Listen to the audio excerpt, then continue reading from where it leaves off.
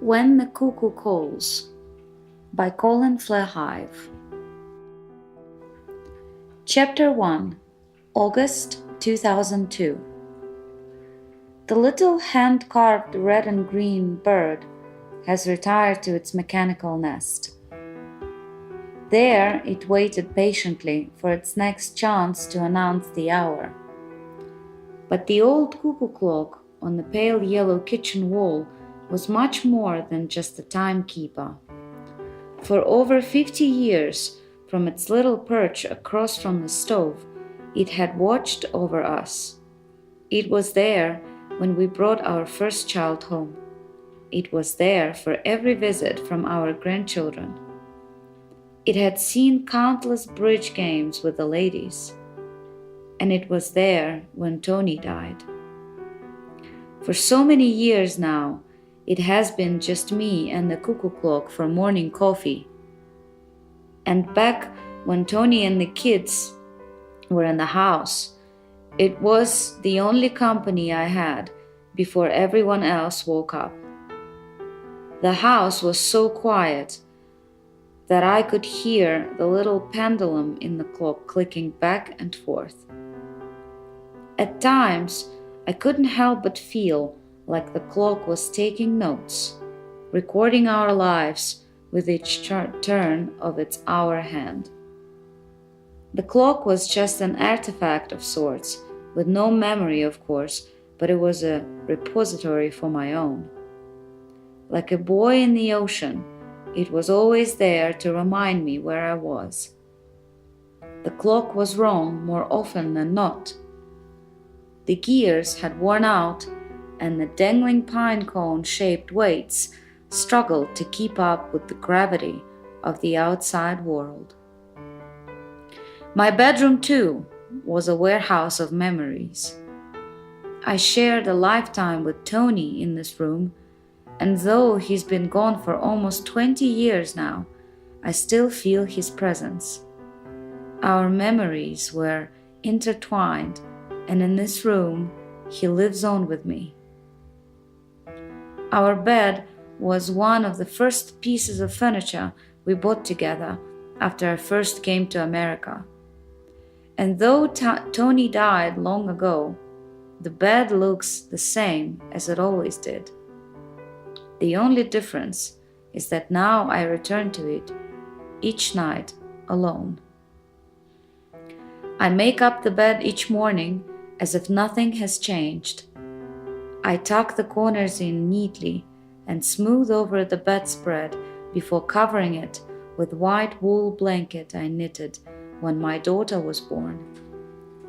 Making up the bed somehow soothes my loneliness and gives me time to forget about the past. The past, present, and future are bound together in the simple motions.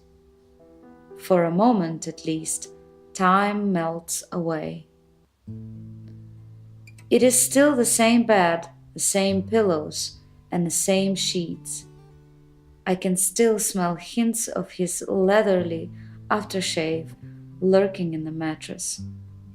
But with every passing day, his scent fades and I lose him a little more. The photos of our two children hang on the wall about the brass headpost. In my daughter's portrait, Diana will always be the 8-year-old cutie in her fluffy white dress. It was ages ago, but I can so easily travel back. The photo is already more than 40 years old, and Diana has since raised 3 children of her own. But I still wake every morning as if it is time to get her ready for school.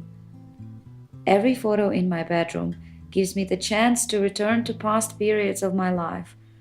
Just a glimpse of the family portrait on my dresser brings back the smell of the salty sea air at Virginia Beach.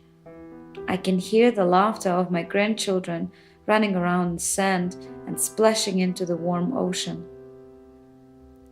But there is a dark side. Some memories creep in unexpected, slithering out from the shadows.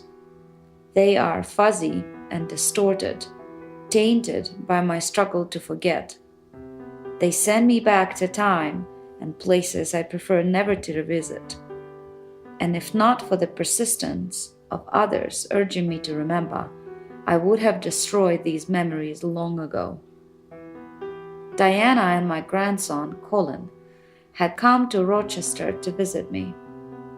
They dug up all my old photos from the chest under the dresser and spread them out on the bedroom floor. They thumbed through photo albums that I had not opened in many years. Colin was usually the quieter one of my daughter's 3 sons, but today he was full of questions. His questions were weighty, as if he'd held on to them for too long. He had a peculiar inquisitiveness and seemed to be analyzing every answer I gave him about my past. His deep blue eyes scanned intensely into each image. He pointed to the old photo of me with Tony, and I continued to oblige his curiosity. This was taken in Austria just few days after liberation, I said. That was one of the happiest days I'd had in many years. How did you meet Grandpa? Colin asked. I told him about my time in Austria at the end of the war. It was a time to celebrate, and everyone there was in high spirits. We went into the streets to cheer the tank brigades returning from the battlefront. They had set up camp nearby, and one day a tank officer from one of the brigades showed up at our headquarters. He had slick black hair and big ears. He walked with a kind masculine grace that was hard to ignore. When he saw me for the first time, a beautiful smile stretched across his face that I could never forget. He held a collection of letters sent from his mother back in America. They were written in Polish, and though Tony could speak some Polish, he could not read any.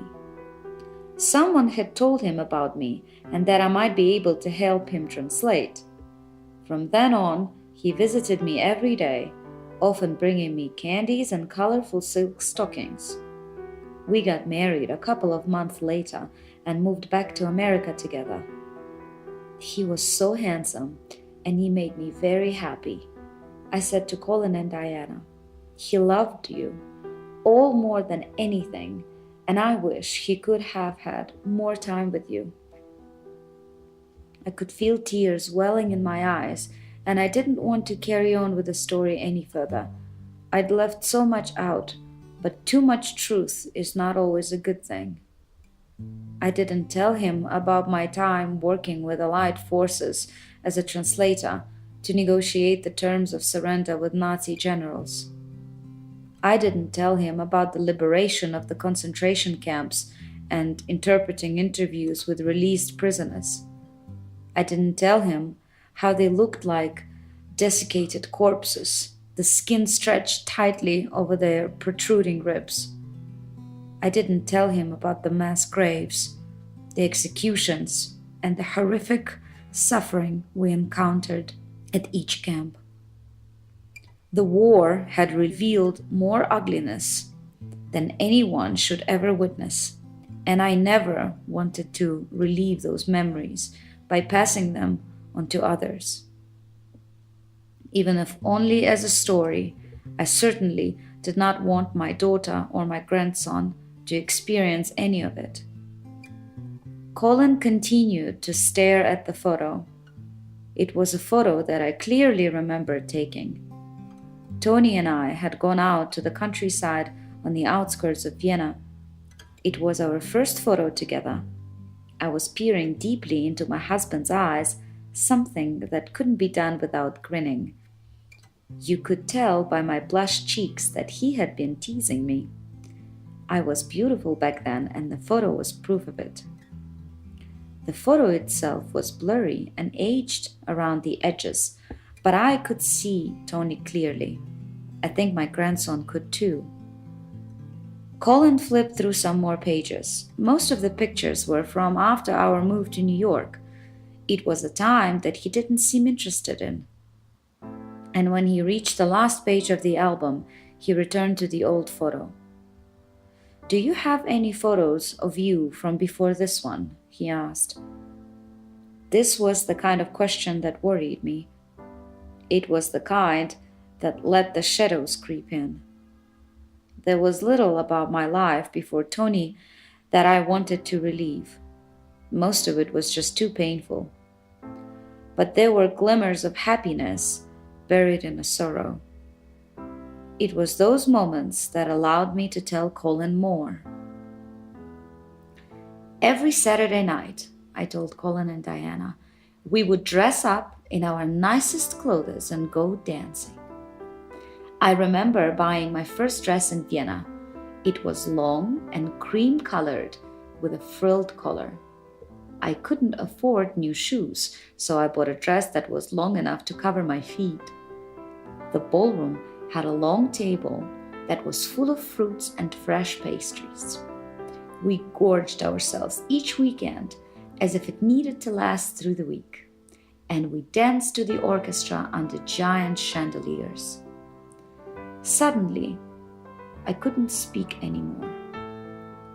We had escaped Vienna just before the Allied bombing.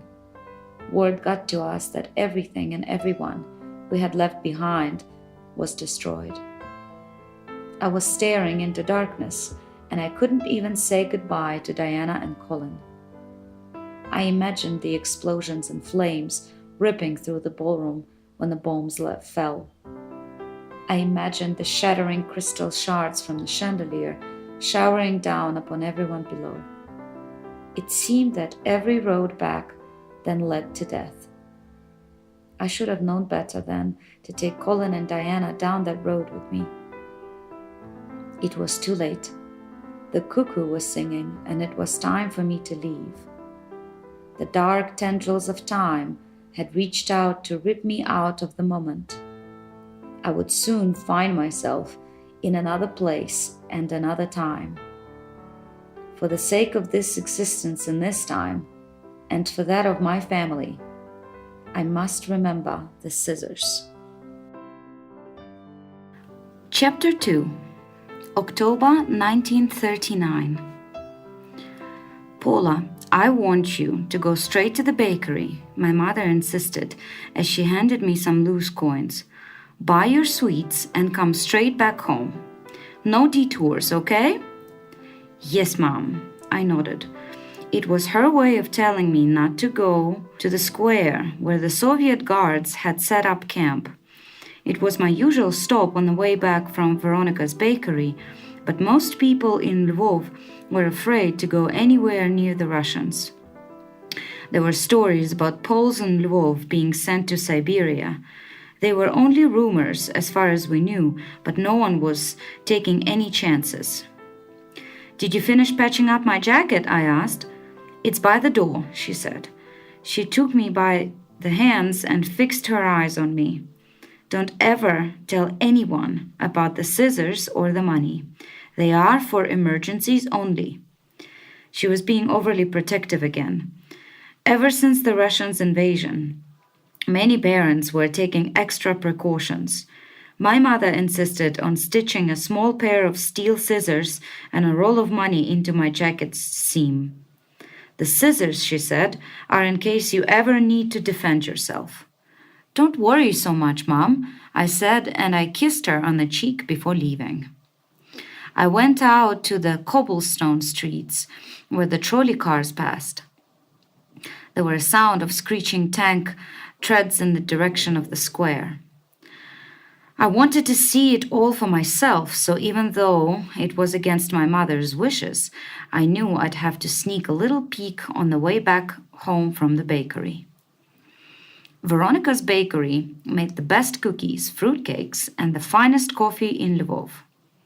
My mother never let me drink it, but if Veronika was there, and my mother wasn't, she would sneak me a taste. Paula, it's so good today, she insisted. Just try a little. You have to try it. The smell alone was enough for me. It filled the bakery each time Veronika brewed a fresh pot. Sometimes I'd linger about a bit longer just for the rich aromas. Fragrances of cinnamon, nutmeg, fresh baked pie crust, and cocoa mixed with the coffee to create the most wonderful bouquet. Every creation that came out of the kitchen was a delight. The top shelf of the long glass display was crowded with cookies and macaroons of such variety that customers often seemed lost in the multitude of choices before finally making a decision. Below the cookies were muffins and breads that were popular with the coffee drinkers. And of course, there were cakes. Lots of cakes. If I was lucky enough, I'd show up when Veronika was decorating a wedding cake. She'd pull up her stockings, tie her hair up into her twilled headscarf, and invite me behind the bar to watch. She would put on so many layers of the colored frostings and creams that it was a miracle that the cake didn't just collapse. Trays of strudels and other pastries cooled on the racks on the back wall. These were what Veronika was best known for. Sweet fillings oozed from the golden pastry crusts. Cinnamon apple, wild berry, and chocolate ganache formed in little sweet puddles on the baking trays and dried into chewy, tasty bits. My mother and I rarely ventured from our usual order, and Veronika knew what I was there for. She grabbed 2 cheese strudels off the cooling rack and carefully placed them on floury doilies inside a folded cardboard box. She put 4 hazelnut macaroons next to the strudels before wrapping everything up together in red ribbon. Then she got another macaroon, brought it over the pastry table, and piped a small peak of rose frosting on top. She reached over the counter and handed it to me. "You don't have to tell your mother about this one," she said with a wry smile. Macaroons were my favorite, and Veronika knew I wouldn't refuse. Veronika's was a kind of oasis from the war. Sometimes it seemed like people went there just to take a deep breath and forget, if even just for a moment, about the invasion. Everywhere else, people were talking about the violence and how many of our soldiers had fallen at both the Russian and German fronts. But at Veronika's, there was an unspoken rule that these topics were off limits. As a weekend ritual of sorts, my mother and I used to go to Veronika's together. We'd walk through town before finding our way to the bakery.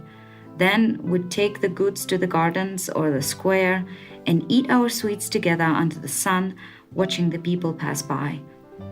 If we were lucky and the weather was good, the street performers would be out.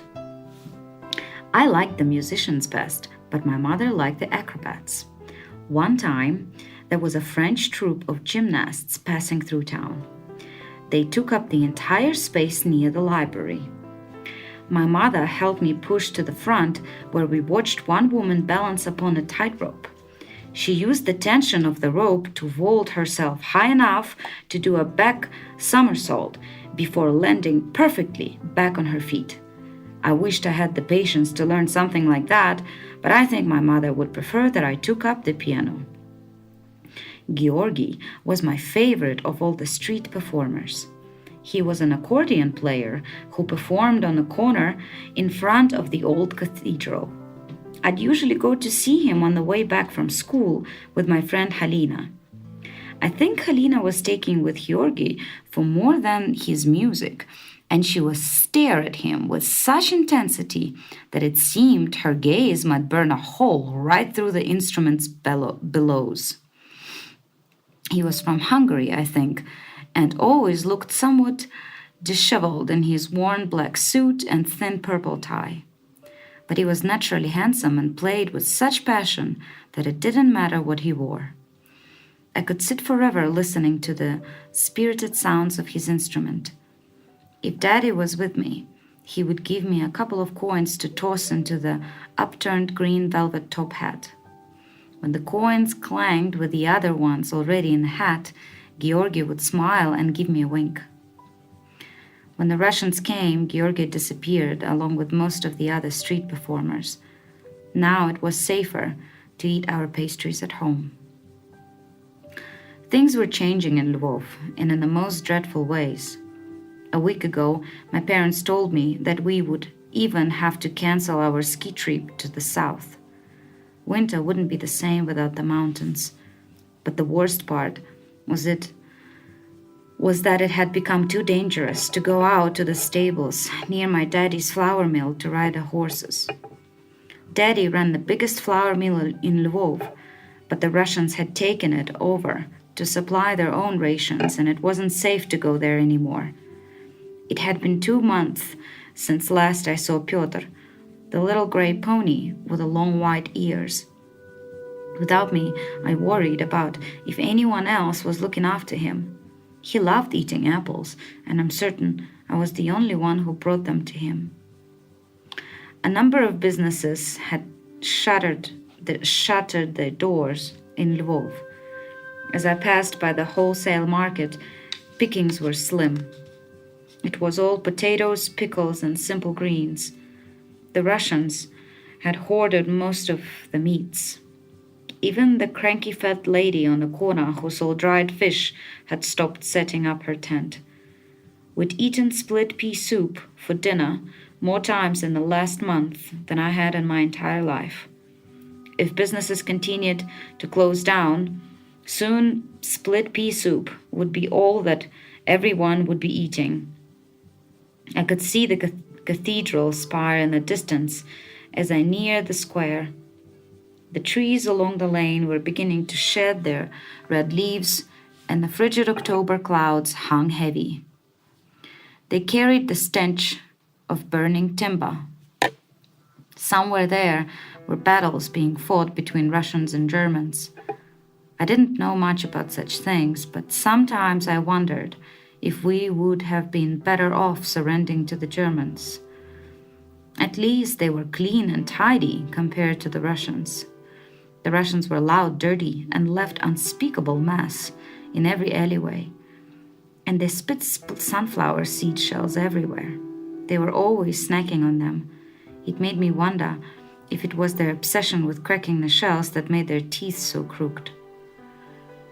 There are 8 roads that enter Lvov's main square, and I choose to enter one of the smaller ones, thinking that I might avoid being spotted. At the end of the road, there was a statue of a bearded man on a horse. I know it was someone of historical significance, but I never learned who.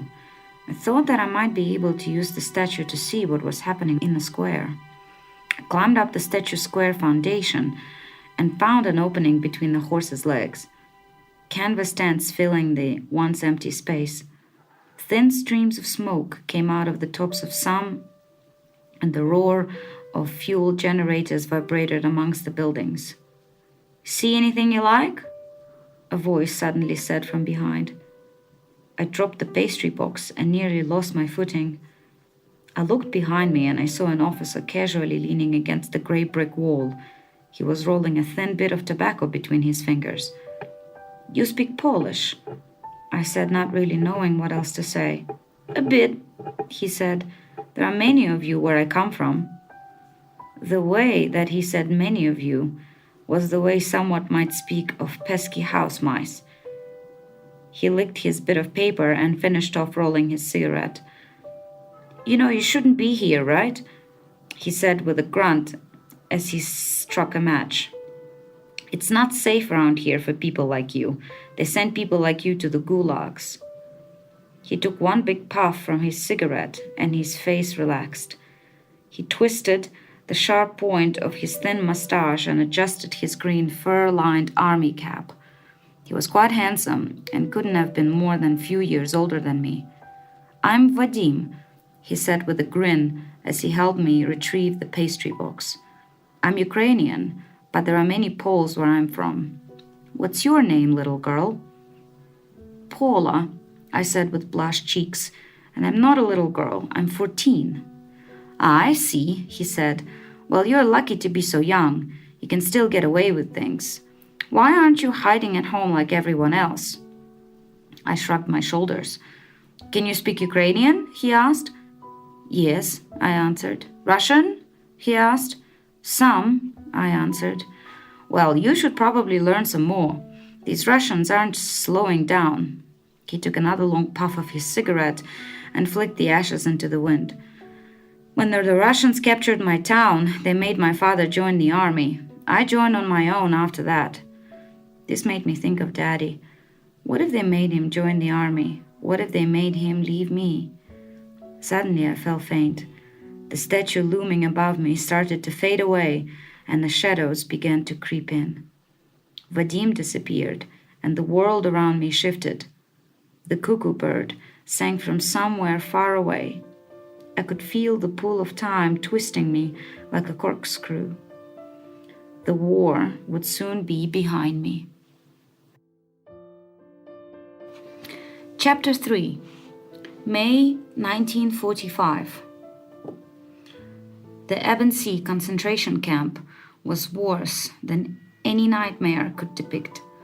The smells and sights of the camp were too real and too horrible for bad dreams. And even in the midst of liberation, it was full of misery and death. This was in stunning contrast to the beauty of the surrounding countryside. Before reaching the camp, I was thinking how nice it would be to return to the Salzkammergut mountains with their alpine lakes and bounties of edelweiss flowers. But knowing now what horrors awaited us there, is no way I could ever return. I traveled with the U.S. 80th Infantry Division to Ebensee as part of the camp's liberation. I was there to translate interviews between U.S. officers and freed prisoners in order to record Nazis' atrocities. The freed prisoners stumbled aimlessly around the camp, unsure how to move on.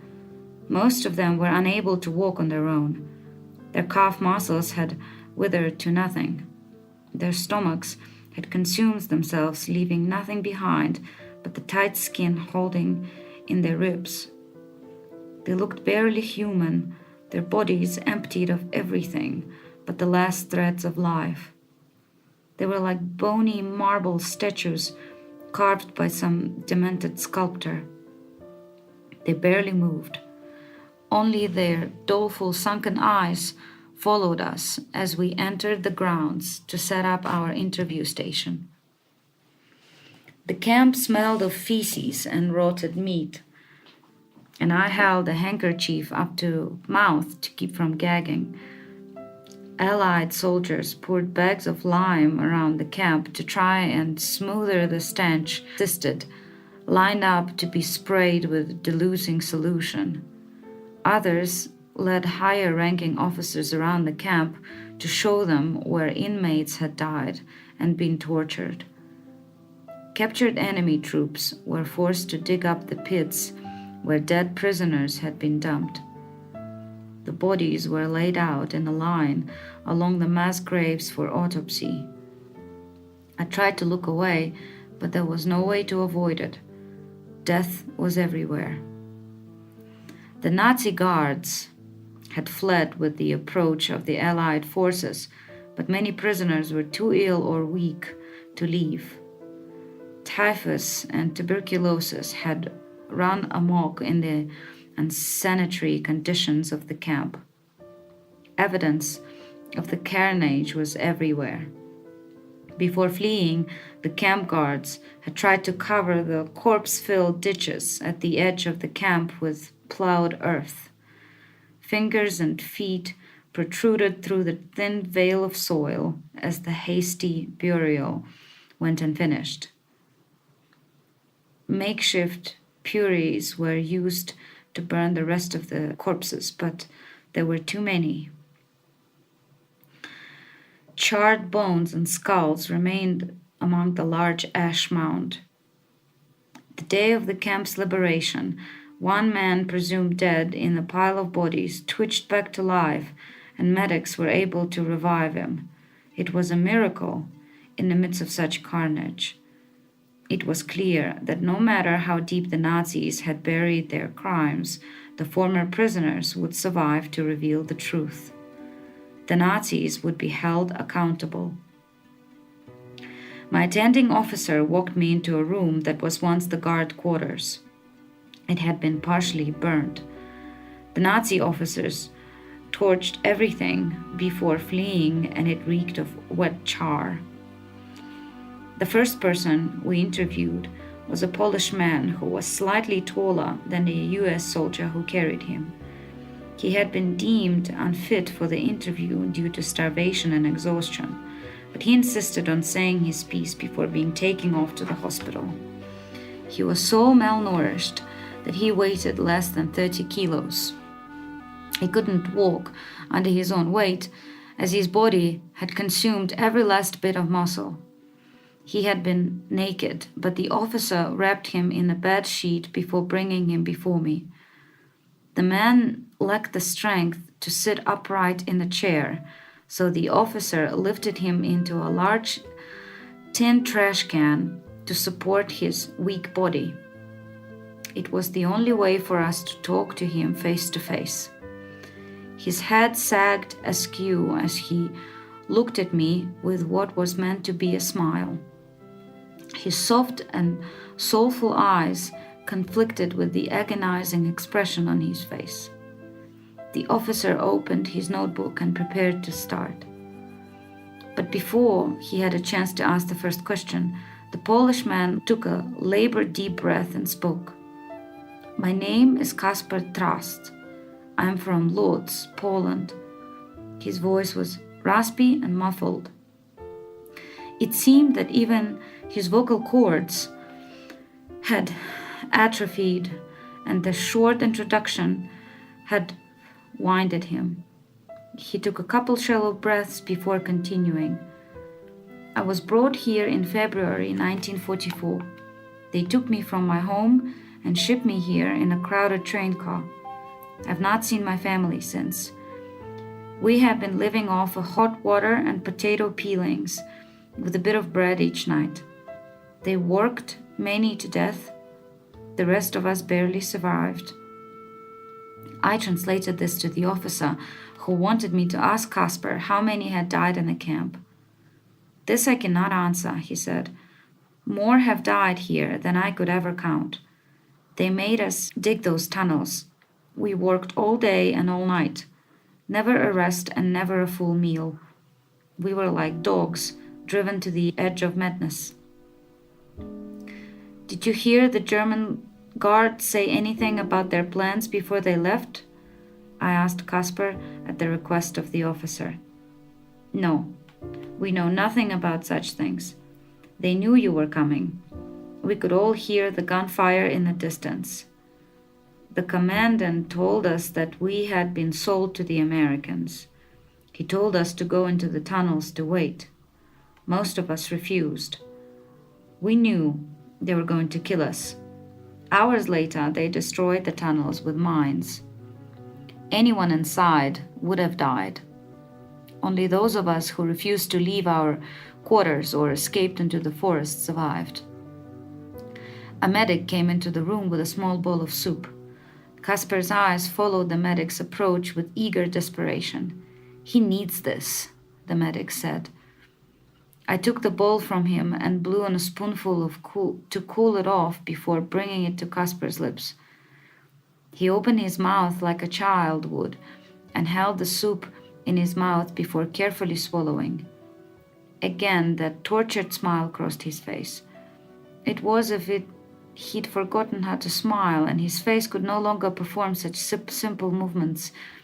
He looked into my eyes, and a few tears rolled down his bony cheeks. I saw something in his eyes that looked familiar. Behind the suffering, there was the shallow glow of admiration. It might have even been flirtation. He looked at me like a longing lover would look to his lost mistress. It had obviously been some time since he had last spoken to a woman. Every time I looked into Kasper's eyes, I couldn't help but feel like I was looking into my own warped reflection. I knew it could have been me. If I had not escaped that train so many years ago, I would have ended up in a camp like this. And it is likely that I would have died there too. But I was lucky. Casper was not. The second time I was captured by the Nazis was different. Instead of sending me away to a concentration camp, they hired me. I was fluent in Polish, French, and German and could speak quite a bit of Russian. They needed someone like me. They said that I would be sent to Austria to translate for the Russian and Polish laborers that had been brought over to work the fields. I had no choice. It was work for the Nazis or end up in a camp like Casper. Casper's teary eyes made me feel guilty. I had worked for the enemy. At times, I had even enjoyed it. The Nazis gave me my first comfortable bed in a very long time. The Nazis still treated me like a second-class citizen. I wore a P on my arm, so everyone else knew that I was Polish. But they gave me an apartment and I ate my fool for the first time in a long time. I'd spend my days teaching captives about the work they would be doing. They were Russian peasants being shipped to Austria to tend the fields of Count von Strozzi. He was a man of great wealth who supplied the Nazis with grain and meat raised in his lands. In exchange, the Nazis supplied him with labor. Von Strozzi and his family took a liking to me, and the truth is, Nazi sympathizing aside, I found von Strozzi to be a good man. He gave me the freedom to move about as I pleased, and I even convinced him to have the P removed from my jacket. Soon he promoted me. I translated documents, accompanied generals, and worked with Nazi intelligence. This led to a job in Vienna assisting a prominent lawyer. For a short time, life became a routine, and I even had the weekend dances to look forward to. But no matter how many pretty dresses I put on, there was no hiding the fact that I was still a prisoner, and I never planned to stay. I was just waiting for my chance to escape. And one morning, my friend and I left before sunrise. We made it up into the hills and trekked toward the approaching Allied forces to the south. I learned that only 2 days later, the office building where I had worked had been bombed and everyone had been killed. For the second time in my life, everything and everyone that I knew had been taken from me. But I was here now. I was alive. More importantly, I was free. And as I looked at Casper, seeing how pitiful he had become, it was difficult to equate such freedom with him. True, he was no longer a prisoner, but what kind of life would he return to? Never knowing what happened to your family is torture enough, but at least there is a possibility that they are alive and well. But returning home to discover everyone you love is gone would be too much to endure. More than once, I saw the interviewing officer wipe a tear from behind his thin-rimmed glasses. He seemed unsure how to continue with Casper's interview. He told me to tell Casper that soon he would be going home, but before I even had the chance to translate, he broke down into horrifying wailing and weeping. He had understood the officer's words, and home had triggered something. Surviving requires giving up. It can mean giving up privacy. It can mean giving up a full meal. And it can mean giving up hope. The idea of returning home when it seems impossible is its own form of torture. In order to survive, the idea of returning home needs to be banished from the mind and the soul. Holding on to it will drive you mad. It can destroy you and any chance you have at staying alive. Soon, any manifestation of home leaves the memory altogether. I knew the feeling well. I too cannot allow myself to think about home. Home must now be where I end up in future, not where I once was. For Casper, he might one day return home, and I was happy for him. For me, however, it is too late. I have no home. I have no family. I can never return. I survived in order to start over. The cuckoo beckoned, and I could feel the shadows approaching. They would soon twist me out of this time and take me far away. The clock was set to chime. I would never know what happened to my parents, just as I would never know Casper's fate. I took his hand and caressed his fingers. I gazed into Casper's eyes once more before he blurred into darkness. Chapter 4, November 2008. The cuckoo clock had stopped again, and it seemed that time had stopped with it. I put my coffee down on the counter and reached up to strike the pendulum back into motion. It seemed higher than usual, and I had to stretch to reach it. The ticks and talks of the swinging arm filled the room again. I pulled the long chains and the weights back into position to keep the clock from stopping again, but the clock was now hours behind, and I would need to wait for Tony to wake up to help reset the hands. I inhaled slowly as I brought the coffee to my lips. A cloud of the Vienna roast filled my nose and tickled my senses. My day can't truly start until I take the first sip of the hot tonic. I watched the swirling steam coming from the top of my mug. It was hypnotic and comforting. But something disturbed me. The hand that held the coffee mug was not my hand. The hands were pale and old with brown spots. I stuck out my little finger just to see if it was the same finger that my mind was controlling. The finger obeyed my demand, which I found baffling. My confusion was interrupted by a sudden knocking on the aluminium back door. "Hi, Paula, it's Keiko," a kind voice said through the door screen. "Can I come in?" Keiko. It seemed a strange name to me, but guest is a guest, and I always welcomed company. "Of course," I said, "come in."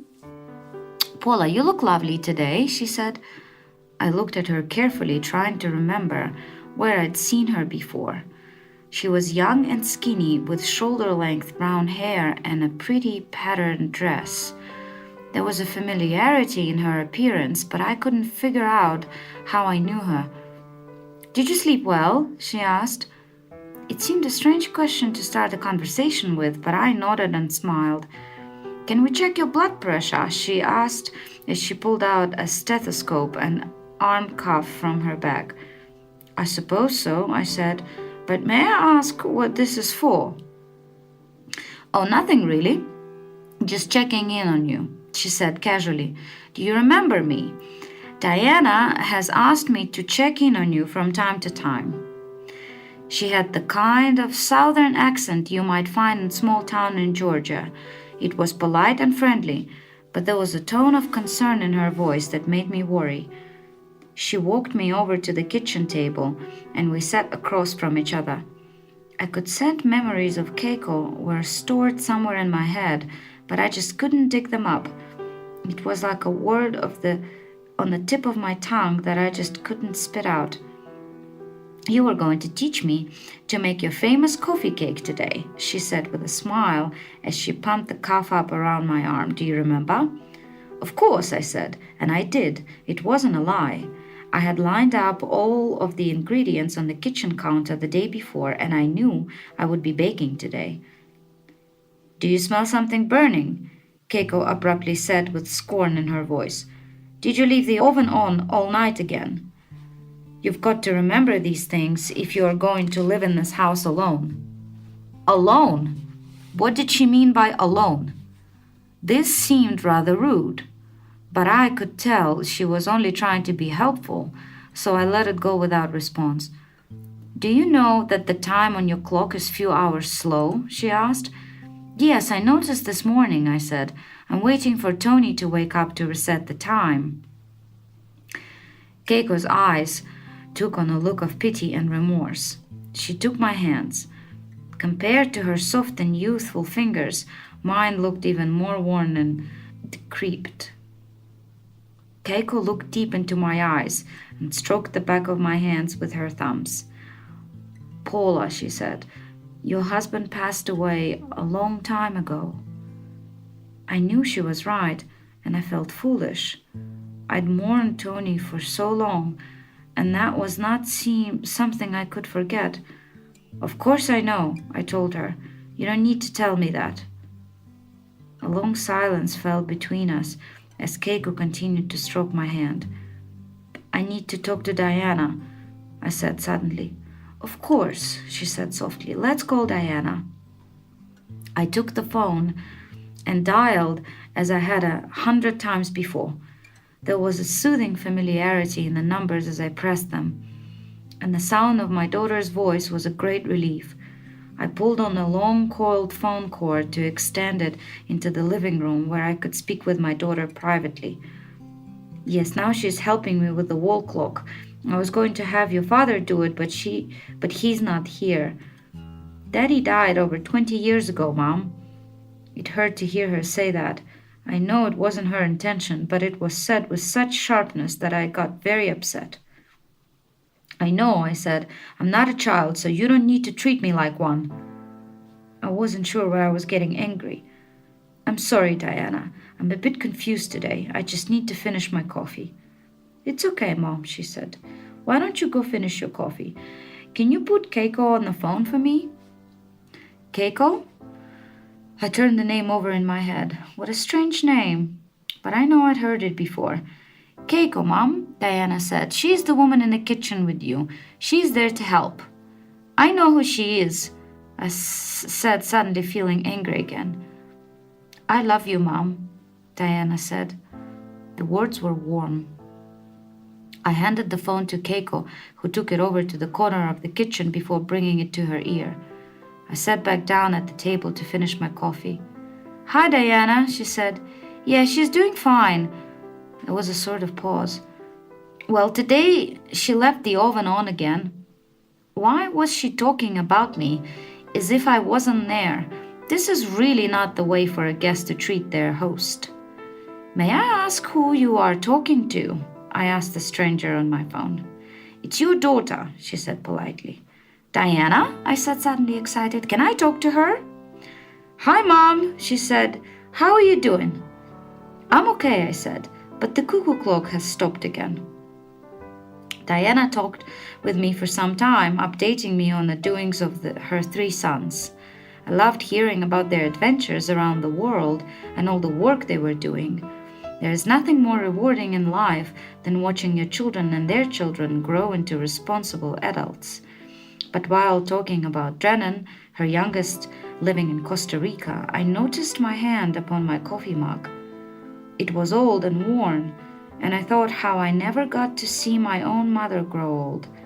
She seemed so young and beautiful in my memories that I could never imagine her as an old woman.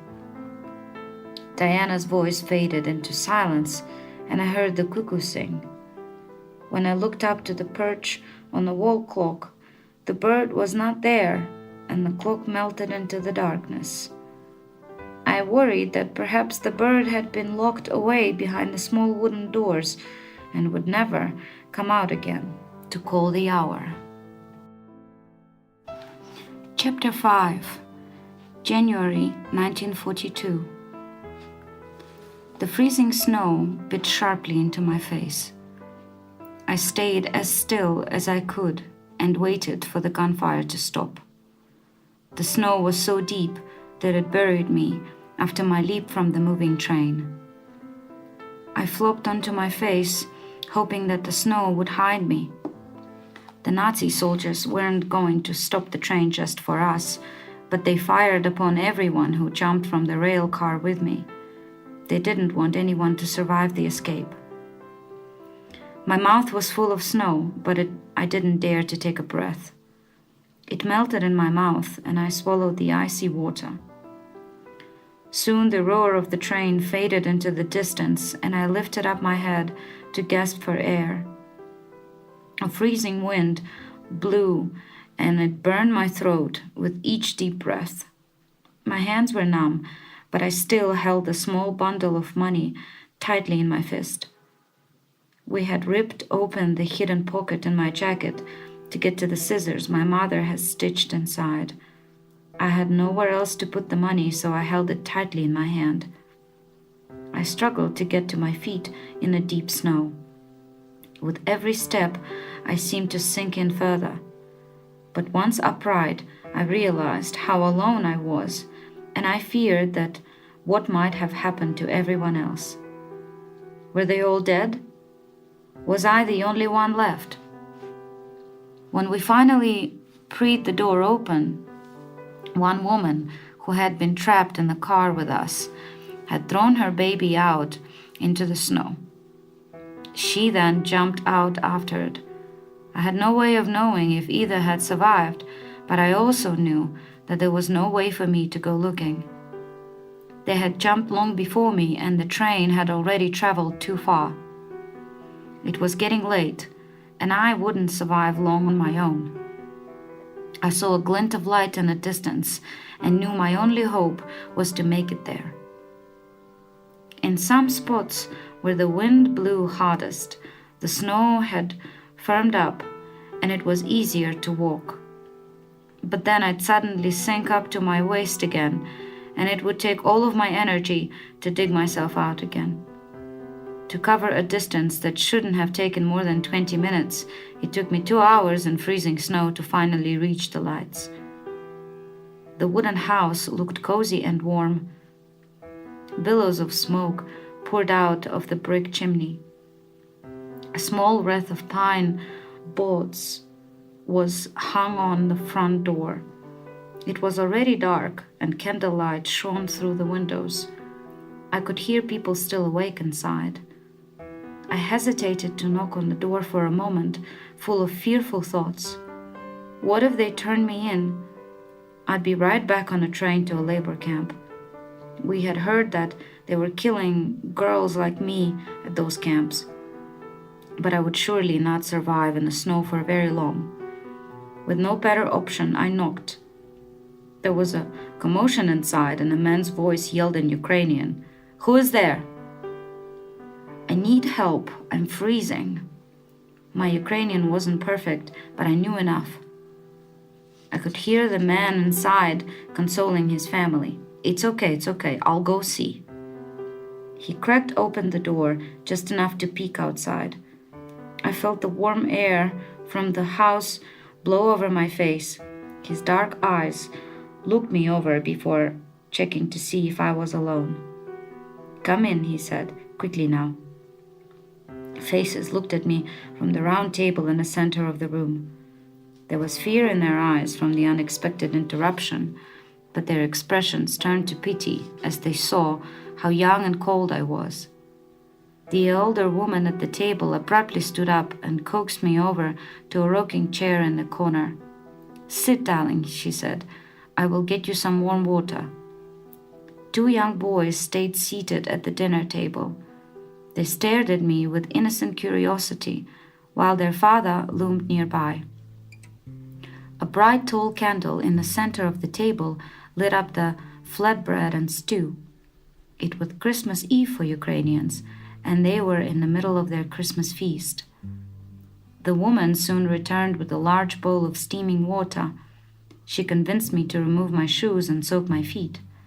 My feet burned with pain for the first few minutes before the warmth enveloped my entire body. The numbness left my hands and I started to cry. "Would you like some stew?" she asked. My stomach turned. I was starving, and I nodded through my tears. She broke off a chunk of the bread and ladled some of the stew from the pot into a small bowl. She brought it over to me, insisting that I leave my feet soaking in the warm water. The food was soothing and delicious.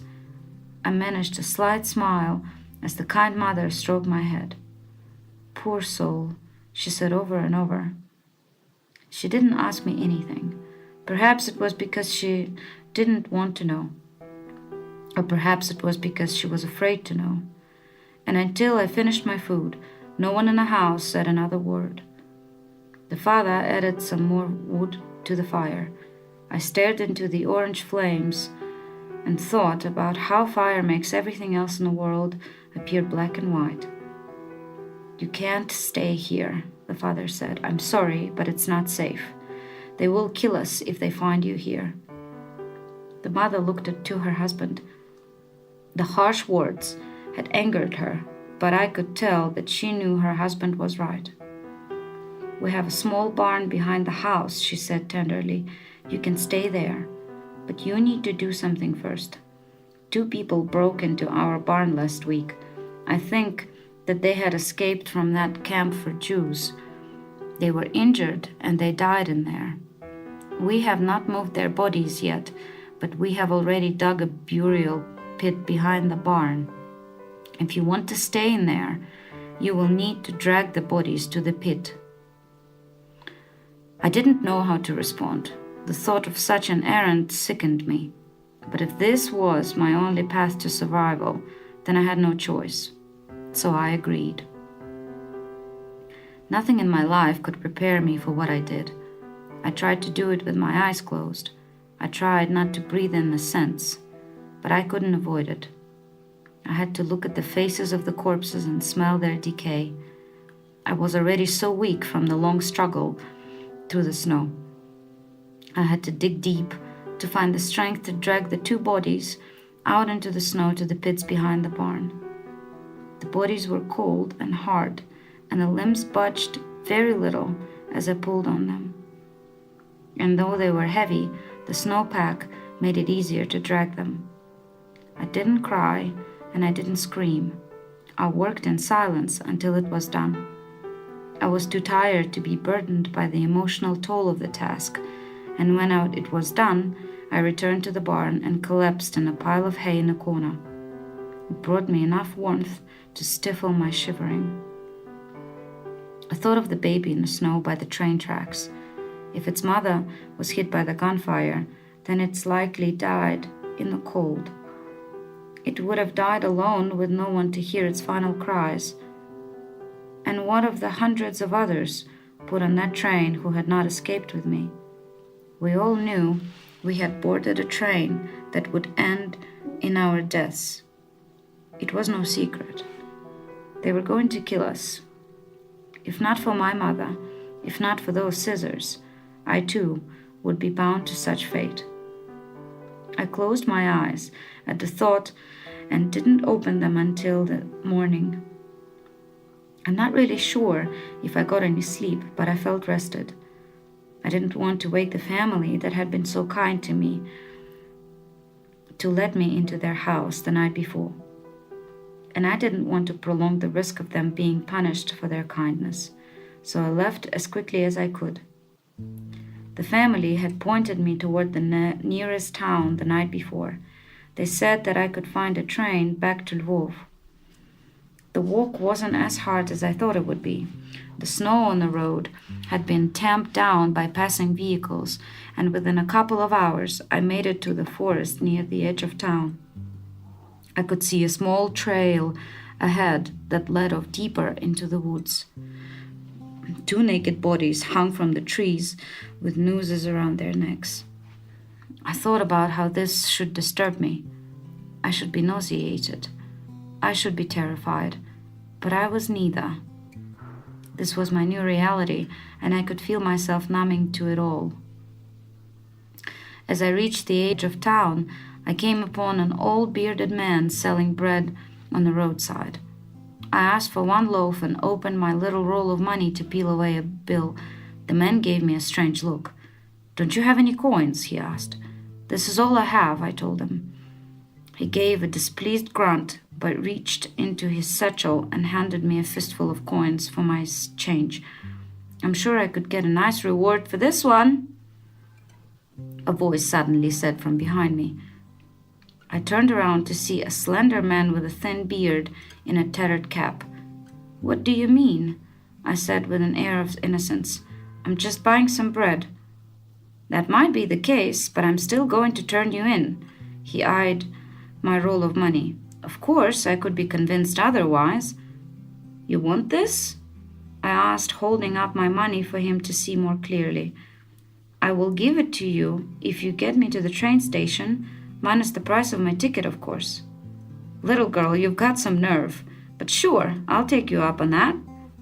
He walked me right into town through the checkpoints. No one even took a second glance at me. We walked quickly without speaking and soon arrived at the station. This is where we part ways, he said. Now, hand over the money. I begrudgingly handed him the bundle of bills. Now, don't forget those coins, he said. But I need these for the train, I pleaded. That is not my concern. I could walk you right over to that guard there and turn you in. You'd had nowhere to run. Tears welled in my eyes. How could I be so stupid? I've come this far, and now I risk losing everything to this thief. I handed him the coins from my jacket pocket and turned away. I feared he might again change the deal, and I wanted to get away from him as quickly as I could. He did not follow. The train station was small and not very crowded. A group of schoolgirls stood in a circle near the ticket booth. I tidied my hair and brushed off the dirt from my shoes. I walked over to them with my fingers crossed. Excuse me, I said as I approached. I've come upon terrible luck, and I am in desperate need of some help. I need to get home to my mother in Lvov, but I've got no money. The war had brought so much tragedy and suffering into our world. At times, life seemed helpless. But there were also an enlightening of sorts. There were unexpected moments of kindness, and this was one of those moments. The girls didn't even ask me what happened, but I could tell that they knew. They told me that they would pay for my ticket and pretended I was a part of their group. One girl offered me her jacket and said that I could take mine off and keep it hidden in her shoulder bag until we reached Lvov. I did as they said and soon found myself watching the snowy countryside pass quickly by my train window. A mechanical bird chirped a familiar melody somewhere off in a distance. I closed my eyes and let the sound fill my head. I would soon be home. Chapter 6, September 1973. Diana took my hand as we came upon the stone pavilion at the edge of the park. We'd gone for a walk to get some fresh air before all of the guests arrived for her son's christening. It was hot and dry, and the park keepers were busy trying to keep the grass from drying out. A number of younger people were lying on towels and blankets in the hot Colorado sun. A small girl ran across an open bit of field trying to get her yellow kite to lift off the ground. Her father watched affectionately as he shouted words of encouragement. Diana had that look in her eye, like she wanted to ask me something important. It was a look that often crossed her face. "Mom," she said, "how did you feel when I was born? Were you afraid?" The question caught me off guard, and I rocked back onto my heels as if I'd been hit with a sudden gust of wind.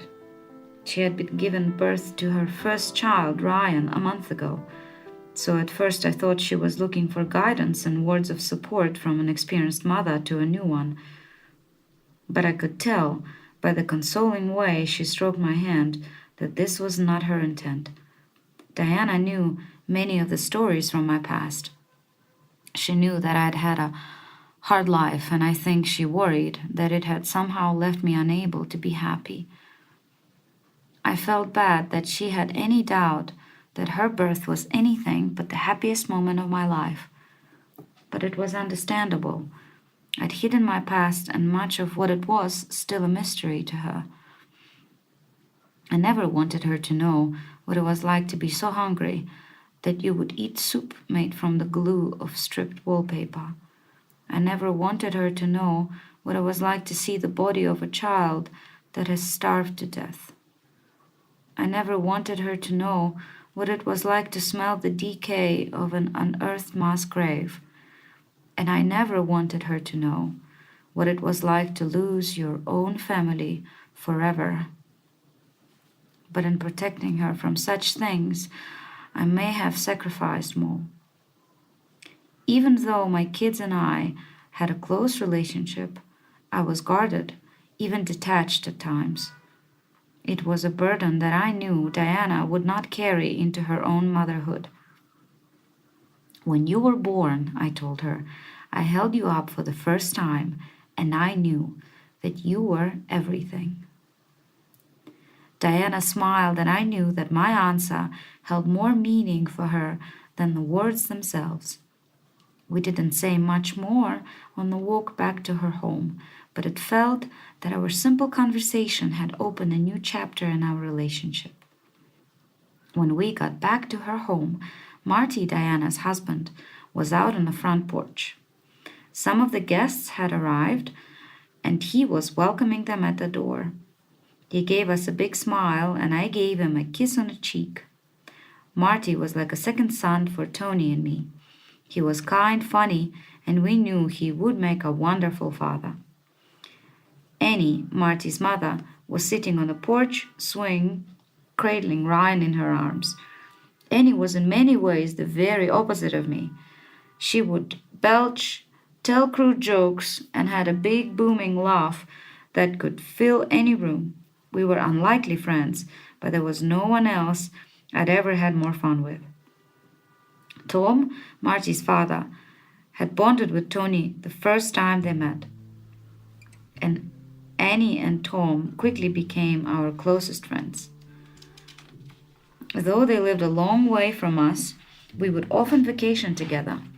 Today, however, we were together for our grandson, and all four of us were beaming with pride. We all met in a living room where the priest was setting up.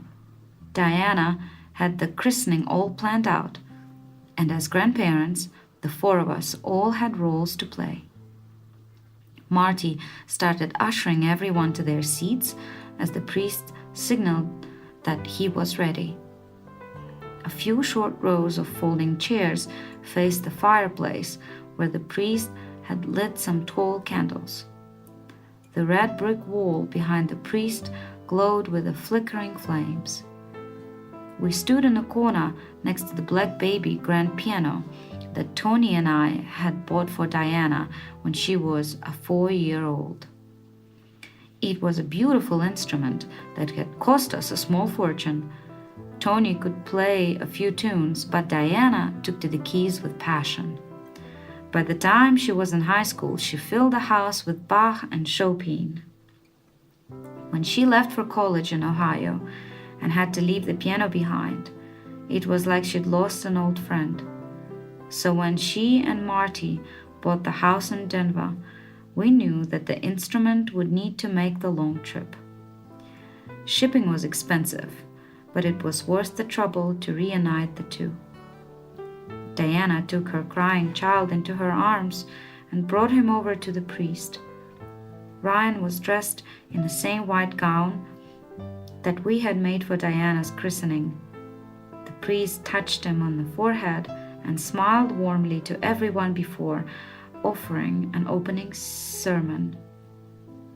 As the priest spoke, Ryan's crying softened to a hush. His big blue eyes glimmered in the dim light. The more I looked at him, the more my heart filled with happiness. This was my grandchild, and he was now my purpose for being. Every past moment led to this one, and it was all for him. Even with everything I had suffered in my past, I knew now that I would not have changed a thing. The priest raised the red goblet of water and poured it over Ryan's head. He fidgeted as the water ran down his face into a copper bowl below. Tears rolled down Diana's cheeks to the corner of her delighted smile. "Please welcome Ryan Anthony Flahive into our world," the priest said with outstretched arms. Suddenly, I felt as if I'd been here before, or else would again some time in future. I knew that Marty and Diana would have 2 more sons, and I would be at their christenings too. Their names would be Colin and Drennan, and Tony and I would adore them just as we adored Ryan now. We would take them on road trips to the beach and to Niagara Falls. We would take them out for burgers and ice cream and walk along the piers of Lake Ontario. I would call them Cutie Patootie, and they would blush with embarrassment. We would love these 3 boys more than they could ever know. Diana raised the crystal bell and struck it softly 3 times to signal the end of the ceremony. On the 3rd ring, the room suddenly faded into darkness. The ringing did too. Somewhere far away, a clock's pendulum clicked into place, releasing the caged wooden bird. It called to me, and I knew I had no choice but to go.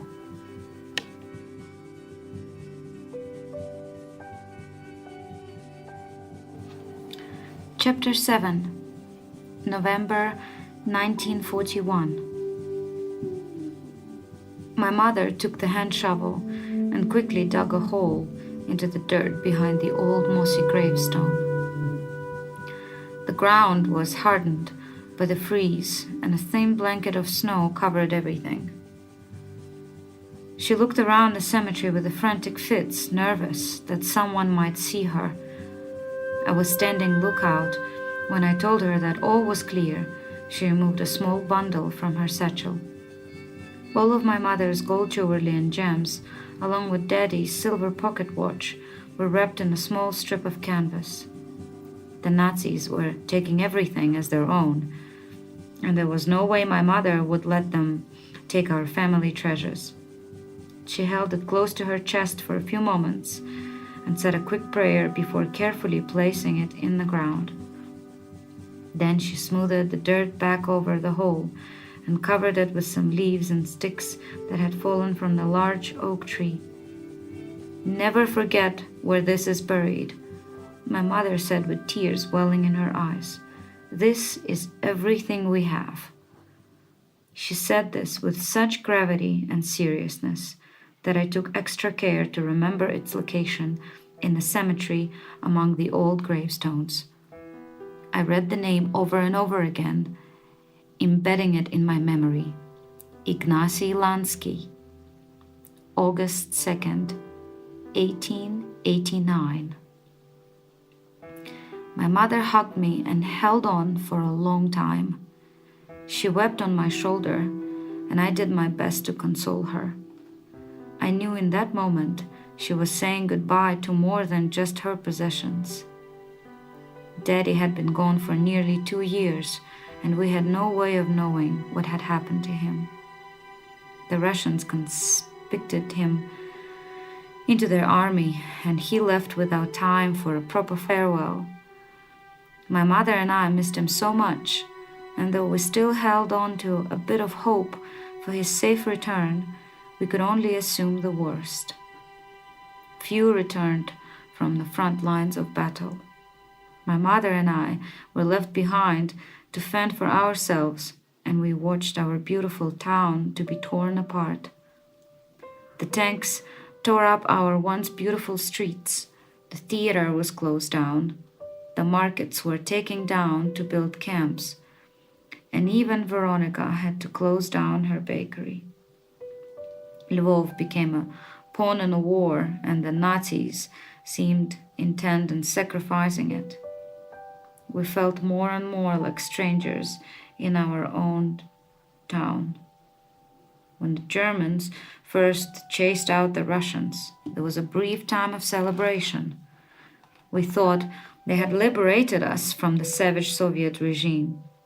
We thought that we could get back to law and order without being afraid to walk the streets. We all joined the Germans in ripping down the Stalin posters and Lenin statues erected by the Russians.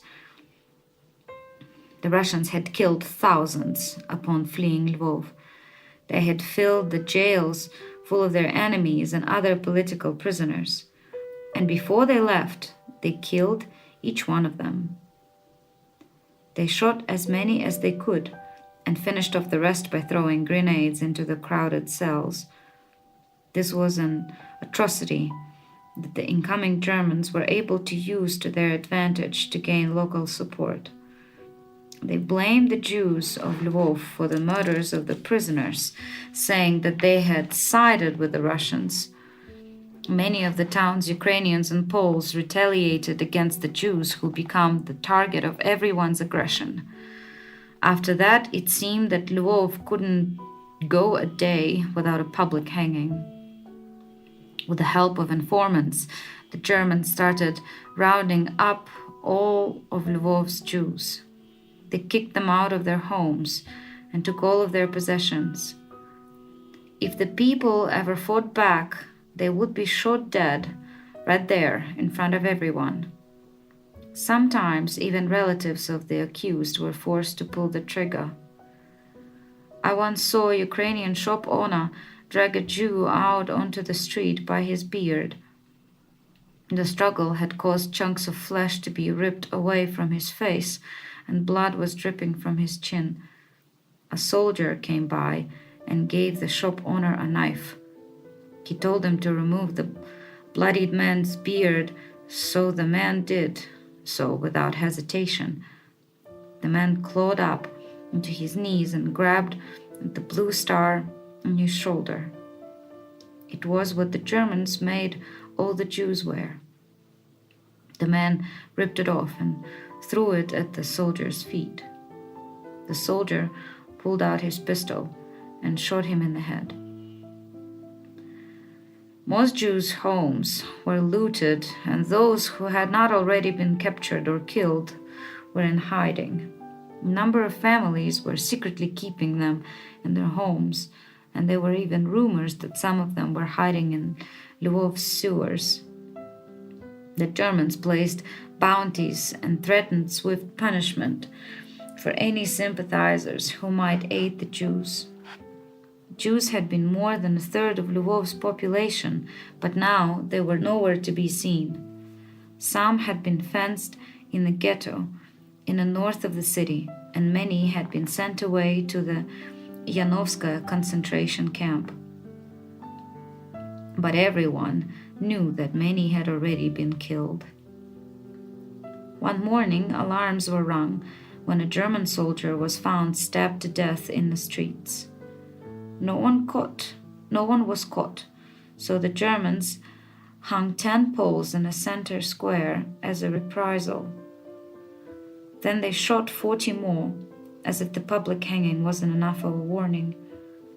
The Germans seemed to be turning more and more against the Poles. They treated us like dogs and taunted us when we walked down the streets. They still pretended to be our liberators, but it was becoming clear that we weren't safe anymore. The day that they killed our university professors and scores of other members of the Polish elite sent us a clear message that the Germans were turning the aim towards us. Many couldn't handle the stress of the war. Each day that passed brought another story about someone who jumped to their death from their window or died from a codeine overdose. Even more tragic were the mothers who had smothered their babies. This seemed to happen when mothers learned of their husband's death on the battlefield. The anguish was too much for them to handle, and they would take their own lives after taking that of their child's. It appeared that we Poles might end up killing ourselves without the help of the Germans. I was becoming numb, and everyone in town reflected the same emptiness in one way or another. The city had been torn apart both physically and emotionally. And each time it seemed that things couldn't get worse, the Germans would do something to remind us why we should do away with such hopes. Any happiness, if it ever came at cost. It made us feel guilty, and it would quickly drown in the despair that flooded our town. My mother and I took the back roads on the way back into town from the cemetery. Every few moments, She would look back apprehensively, as if questioning her judgment. She had left behind all of our family's valuables in a little hole in the dirt. And for now, there was nothing we could do but hope for a better world in the future, that we could dig it back up. We were nearly home when we noticed a scuffle in front of our building. A German guard was wrestling one of our neighbors into a truck. His wife and son were taken too. They were a nice family that lived in the flat just below us. Whenever my parents were out of town together, this family would look after me. One of the family's friends pleaded with the soldiers. "They are a good Polish family," he said. "Please let them go. I can pay you whatever fine is needed." "They were hiding Jews," said one soldier. "This kind of subversion will not be tolerated. No fine would be punishment enough. And if you don't want to suffer the same fate, you'd best shut your mouth." My mother pulled me in close. She held me tight, as if I might float off into the sky. But she couldn't prevent it. I was drifting away, and there was no way to stop it. Time was running out, and the cuckoo clock was calling me. This would be the last time I would ever embrace my mother, and I held on as long as I could. Chapter 8, July 2013. They pinned me down to the bed, and I was too weak to fight back. "It's okay, Paula," said one of the women dressed in white. "Your grandson is coming today. You need to take a shower." "Take your hands off me," I yelled, but they ignored my protests and stripped me bare. I felt violated and cried, but I was helpless to do anything. They lifted me into the shower and scrubbed me clean like I was a child. "Paula, don't you want to look beautiful for your grandson?" "I don't care," I said. "You can't treat me like this." They finished washing me and dried me off. I used up all my energy, and my legs could barely support my body. They walked me back over to my bed, and I collapsed onto it naked. One of the women walked over to my dresser. She took undergarments, pants, and the blouse and brought them over to my bed to try and dress me. "Get off me! I can do this myself." I slowly sat up onto my bed and pulled my blouse over my body. The two women in white retreated into the next room and allowed me to finish dressing in privacy. "Well, at least that was easier than yesterday," I heard one of them say to the other. I finished putting on the rest of my clothes, put on my glasses, and walked over to my dresser mirror to tidy up my hair. Some time passed before I could identify with the woman looking back at me in the mirror. How had I become so old? It was as if time had pulled me into a future life without letting me catch up along the way. I sat back down on my bed. It was certainly my bed, but it was not my room. The walls and windows were all in the wrong place. The photos of my two children were behind the bedposts where they belonged, but everything else was different. My things were all there, but at the same time, the space was like a bad recreation of a reality I once knew to be my own. It was missing the lifetime of heart and soul that I had invested into my home. This was not where my children were raised. This is not where my grandchildren would visit over the summer. I felt dizzy and lightheaded as I tried to solve the mystery of this space. None of it made any sense. Where was Tony? Why wasn't he here by my side to take my hand? It was unfair that he had left me behind. A knock came on the front in the other room. I feared that the women in white would return, so I stayed seated on the bed. Someone came in and spoke with the two women. They talked about me as if I didn't exist. "She's a bit cranky today," I heard one say. It made me furious to hear them speak like that, and I could feel my patience failing and a tantrum rising. Then a small face peered around the corner of my door, and the world changed. She was an angel, and the only thing about this place that made any sense. "Grandma, this is our daughter, Jasmine," said the young bearded man. "She is so lovely," I said as I lightly pinched her cheeks. "What a cutie patootie." Jasmine reached out and touched my nose. I pretended to bite her finger, and she giggled.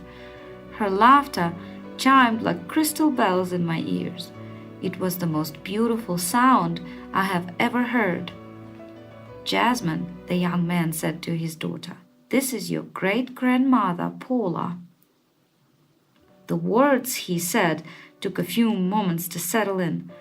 The assertion that I was a great-grandmother was new to me, but I was getting very good at pretending to know what was going on, even when I didn't. I don't think that they caught on to my confusion. "This is Grandma Paula," he told Jasmine. "She is the mommy of your daddy's mommy." From this I was able to figure out that the young man was Diana's son. Why can't I remember him? Has my mind lost so much that I can't recognize my own grandchildren? I did what I could to keep up the illusion, but confusion was spreading like an endless dark cloud through my mind. The more I tried to dig into the reservoir of my memories, the more empty I felt. I could see images, but there was no context, no meaning in them. I was starting to get agitated until I saw the gorgeous little girl playing on my couch.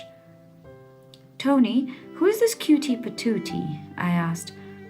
"Grandma, I'm not Tony. I'm your grandson, Ryan," he said with a soothing smile. "And this is your great-granddaughter, Jasmine." "She is an angel," I said as I bent over to pinch her softly on the cheeks. It was all very tiring and I was feeling drained. There is just too much to remember in this world. But if this little girl was my great-granddaughter, I didn't need anything else. I wasn't certain about much, but I was certain that my sole purpose in life was this young girl. I wasn't sure how or why, but just to look at her filled me with such love that I knew it to be true. "I need to rest a bit," I told them. "Grandma's feeling tired." I closed my eyes, feeling my heart to be full and satisfied. My time was coming to an end soon.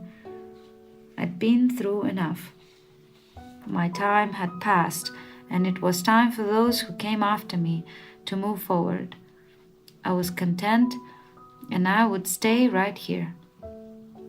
I could sense the call of the cuckoo, but the song did not come. The divine laughter of my great-granddaughter was the only song I could hear. Chapter 9.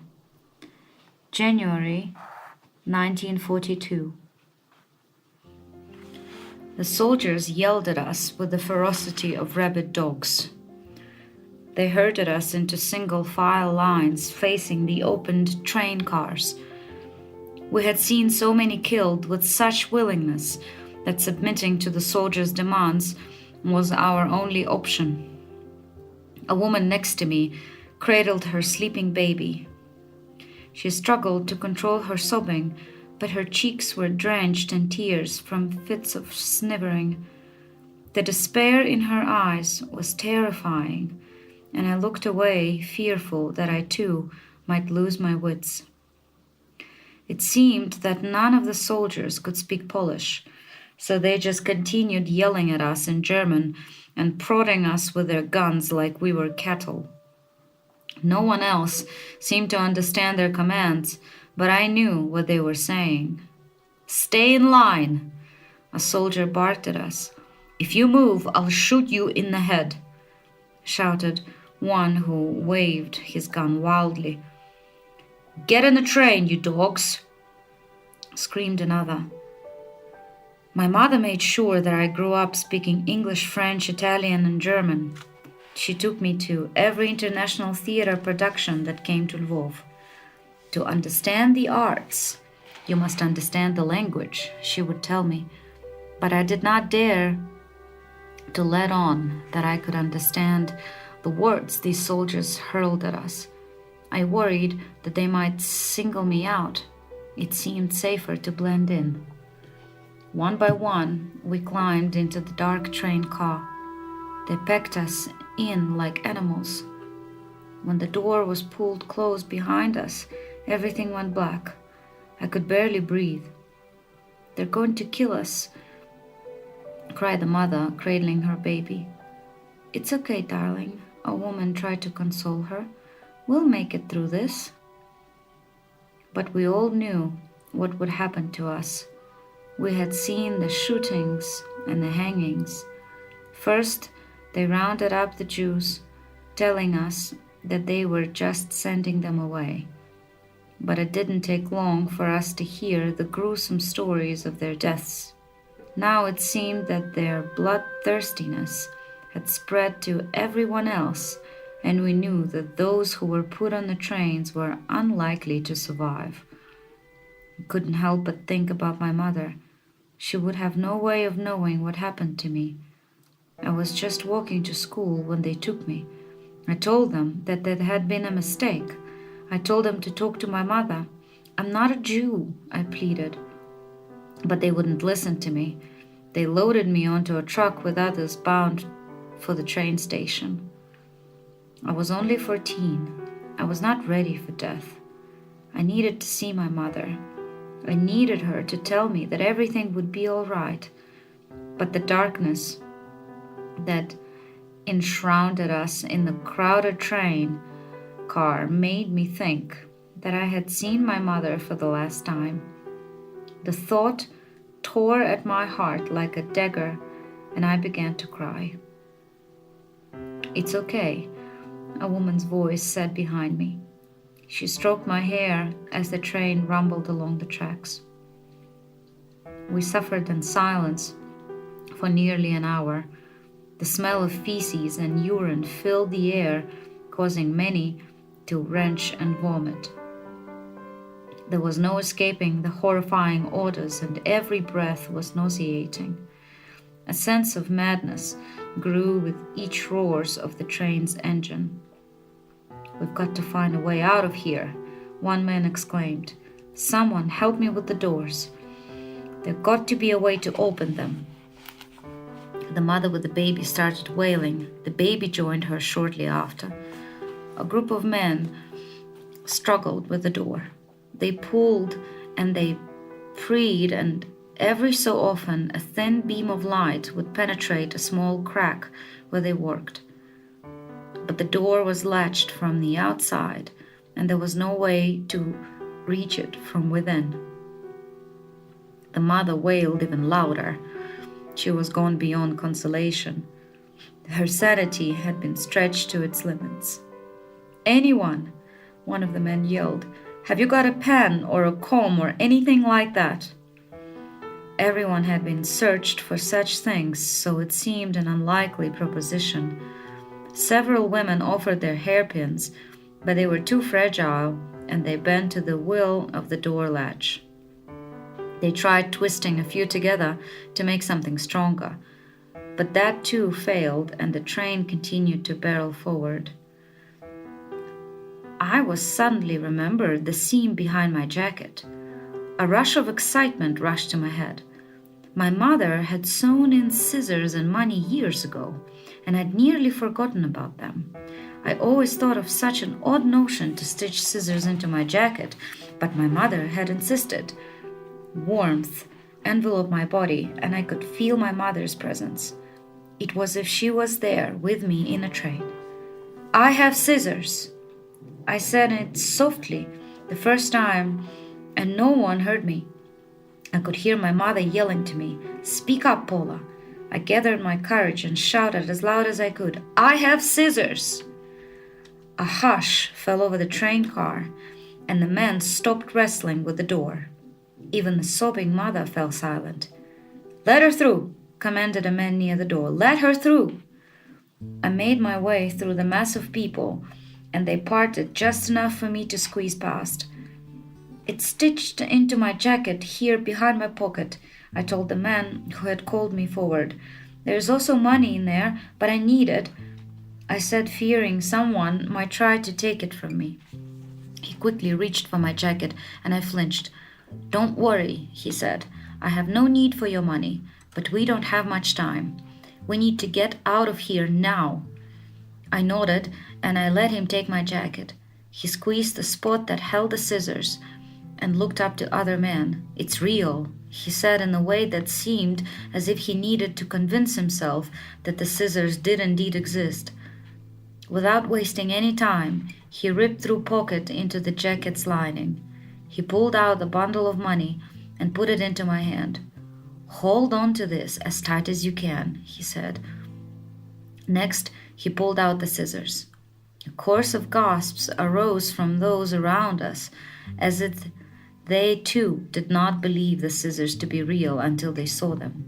Again, the men yelled to the others at the door, "Pull them apart!" With one eye focused through the gap, he wiggled the scissors up into the latch. Then he lined up his other hand and swung with all of his force at the scissors handle.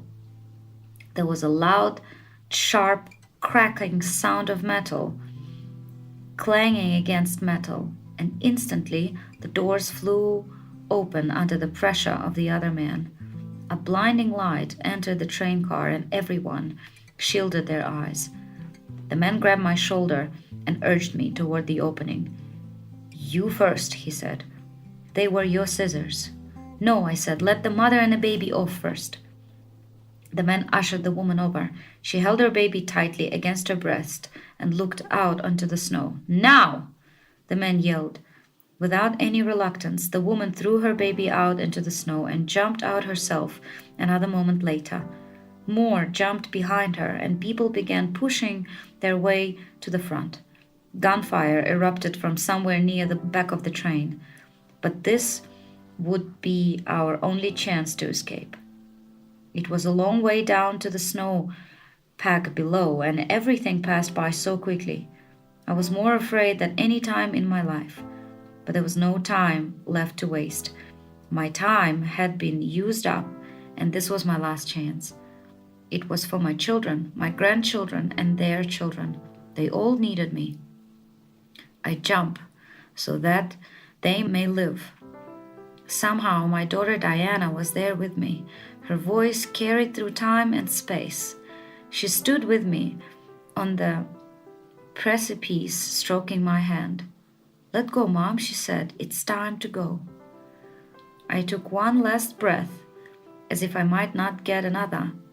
I closed my eyes and leaped into the blinding light. A clear calmness came over me, and I felt free.